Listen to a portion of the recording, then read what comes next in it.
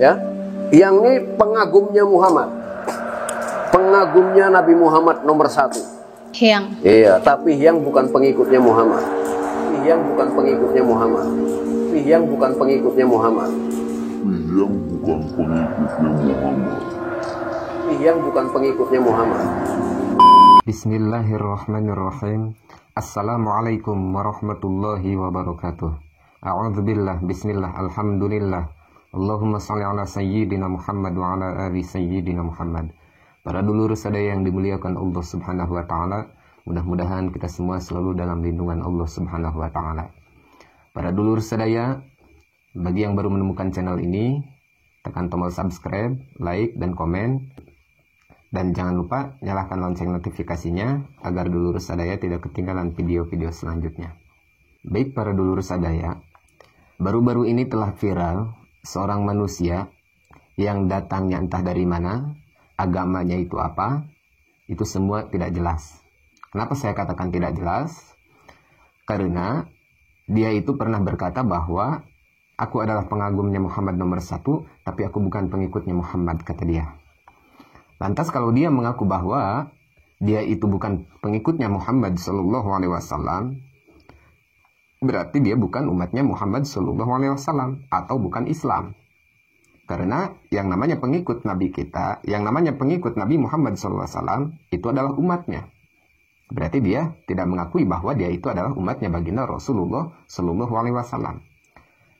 Tapi yang aneh, orang ini berkata seperti itu, masih saja banyak orang yang mengaguminya, bahkan tidak sedikit orang-orang muslim, muslimat yang percaya dengan kata-kata dia seperti itu.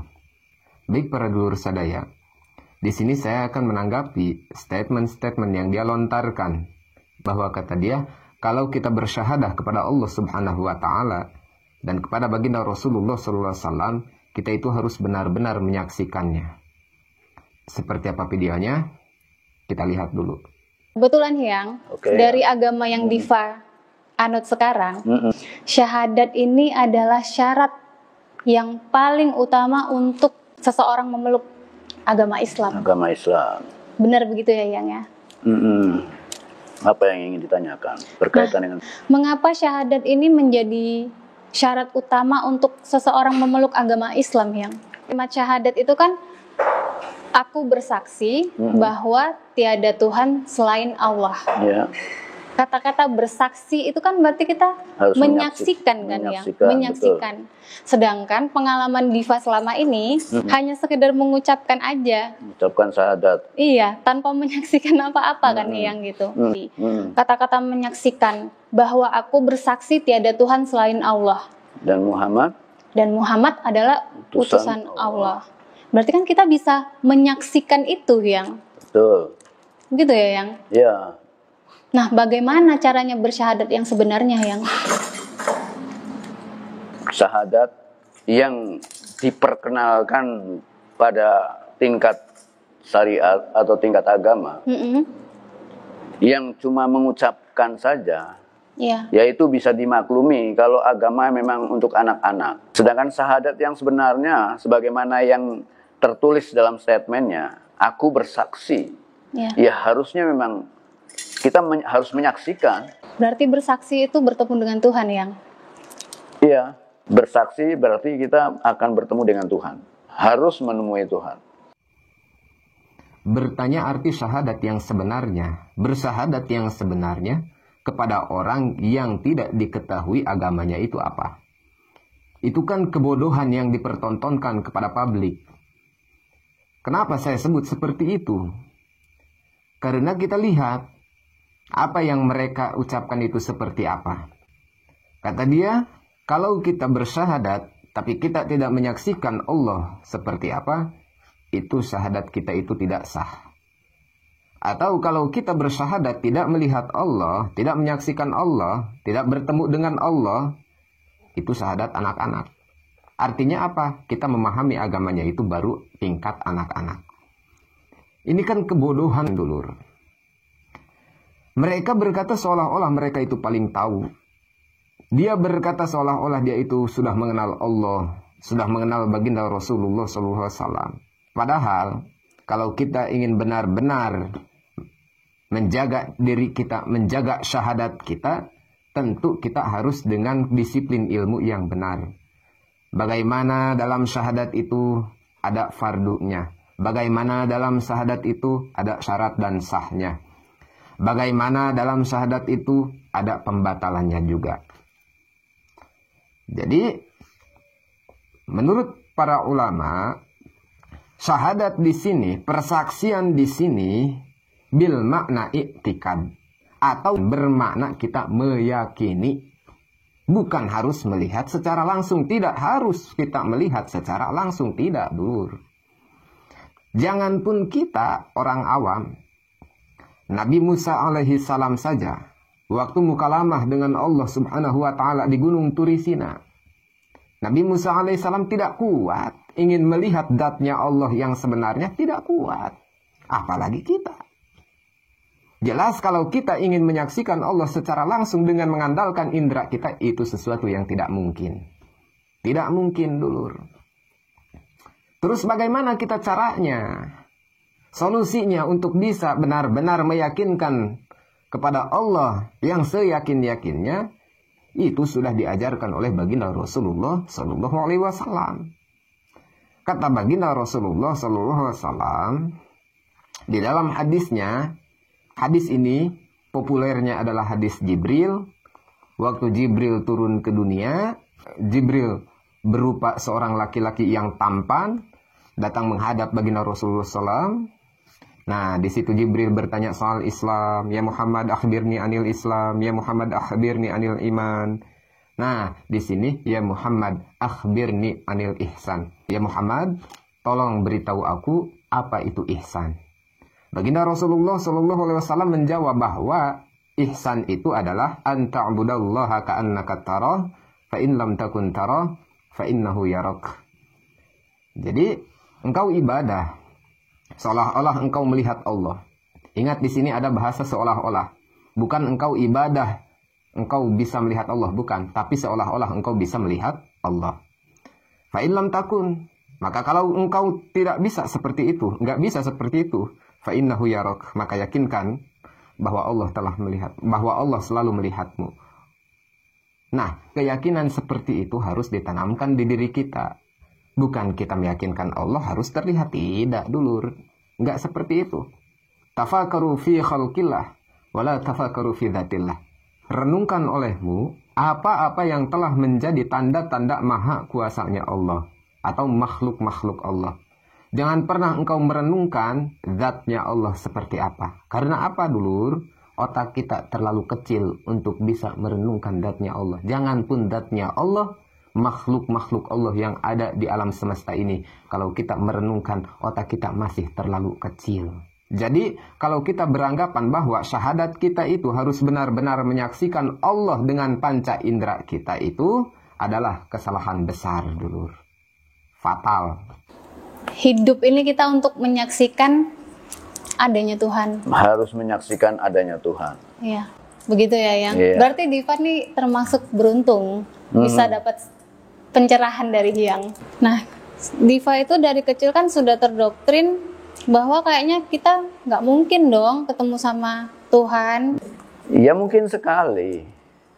Kalau mereka beranggapan bahwa Tuhan bisa ditemui sesudah kematian, itu malah tidak mungkin. Karena dalam kematian tidak ada apa-apa. Nah, kematian itu hanya istirahat saja. Istirahat ya? Istirahat sama dengan tidur. Tujuan kita hidup di alam dunia ini adalah untuk mengabdikan diri sebagai hamba kepada Sang Khalik. Alasan kita hidup di dunia ini adalah untuk beribadah kepada Allah Subhanahu wa Ta'ala. Pembicaraan mereka yang nanyanya itu blow on, yang menjawabnya juga sakarep-karep, nggak memakai dasar ilmu. Tujuan kita hidup itu tidak untuk menyaksikan zatnya Allah, tapi tujuan kita hidup itu untuk mengabdikan diri kepada Allah Subhanahu wa Ta'ala. Kenapa demikian? Karena ketika kita mati atau meninggal, disitulah kita akan dimintai pertanggungjawaban apa saja yang telah kita kerjakan selama kita hidup di dunia ini. Dia berkata bahwa untuk menyaksikan Allah itu harus benar-benar dalam keadaan hidup. Karena apa? Kalau kita sudah mati, ya mati saja. Mati itu adalah istirahat. Nggak ada bedanya dengan kita tidur. Narasi seperti ini adalah penistaan agama, dulur. Penistaan akidah ini. Karena yang kita yakini selama ini adalah ketika kita mati, itu kita berpindah alam. Dari yang tadinya kita hidup di dunia, maka kita berpindah hiduplah kita di alam barzah atau alam kubur. Disitulah kita akan dimintai pertanggungjawaban, dulur. Baginda Rasulullah SAW sudah bersabda di dalam hadisnya, Al-qabru raudhatun min riyadil jannah au hufratun min hufarin nar. Kuburan itu adalah taman dari sekian taman-taman surga atau jurang dari sekian jurang-jurangnya neraka. Tapi dia berkata bahwa kalau kita sudah mati, ya mati saja, istirahat katanya. Nggak ada bedanya dengan tidur. Itu kan otak di mana? Otak. Ya, kalau dia berkata seperti itu kita bisa memaklumin ya. Kita bisa memaklumin sih, karena apa? Dia itu bukan pengikutnya Muhammad SAW. Tapi yang disayangkan, kita lihat di kolom komentarnya, berapa banyak umat muslim, umat baginda Rasul yang telah mengagumi perkataan orang ini tadi. Ya Allah, ya Karim. Bahkan bukan hanya baginda Rasul saja yang berkata demikian melalui hadisnya. Kita lihat makalah ulama. Kata ulama di dalam syairnya, al-mautu ya'ti baghtatan wal qabru sundukul amal. Yang namanya mati itu sifatnya mendadak, mengagetkan. Sedangkan kuburan adalah petiknya amal. Artinya apa? Segala sesuatu yang telah kita kerjakan di dunia ini, baik yang baik maupun yang buruk, itu akan terlihat oleh kita, akan dimintai pertanggungjawabannya oleh Allah Subhanahu wa Ta'ala, dan akan memberatkan kita kalau kita mempunyai amal buruk, dan akan membawa keselamatan kita kalau kita mempunyai amal bagus. Bahkan bukan hanya itu saja, dulur. Yang menjadi keyakinan kita selama ini dalam hidup beragama, kita meyakini bahwa ketika kita berada di alam barzah, di alam kubur, kita akan ditanyai oleh malaikat munkar dan nakir. Yang pertama, malaikat munkar dan nakir ketika menanyai kita, mereka bertanya, man rabbuka? Siapa Tuhanmu? Wa ma nabiyuka? Siapa nabimu? Wa ma dinuka? Apa agamamu? Wa ma qiblatuka? Dan seterusnya dan seterusnya. Kalau dia membangun narasi bahwa kalau kita sudah mati, ya mati saja, lantas hadis dan keterangan ini mau dibawa kemana oleh kita? Keyakinan yang selama ini tertancap di diri kita mau dihilangkan begitu saja oleh kita? Tentu tidak, dulur. Makanya hati-hati. Di zaman yang seperti ini, banyak sekali kebodohan-kebodohan yang dipertontonkan dan dipublikasikan. Dan anehnya lagi, pembodohan-pembodohan yang telah tersebar luas di negara kita ini, masih saja banyak yang mengikutinya. Hati-hati. Apalagi urusan agama, dulur, tidak bisa kita anggap gampang, tidak bisa kita anggap remeh. Kalau kita mempunyai sesuatu yang belum kita pahami dan belum kita mengerti, carilah guru yang benar sesuai keilmuannya. Carilah guru yang benar dan bisa mempertanggungjawabkan dari segi keilmuannya. Kalau masalah agama, tidak bisa kita sembarangan, dulur. Hati-hati ya, hati-hati. Dan untuk orang yang telah berkata seperti itu, sesuai dengan hawa nafsunya, sesuai dengan pemahaman logikanya, saya doakan mudah-mudahan Anda mendapatkan taufik hidayah dari Allah Subhanahu wa Ta'ala. Dan untuk orang-orang yang telah mengikuti atau meyakini bahwa orang ini adalah orang arif billah, saya doakan pula mudah-mudahan Anda semua selalu dalam perlindungan Allah Subhanahu wa Ta'ala. Baik para dulur, mungkin hanya itu yang dapat saya sampaikan. Kurang dan lebihnya mohon maaf. Wabillahi taufiq wal hidayah. Wassalamualaikum warahmatullahi wabarakatuh.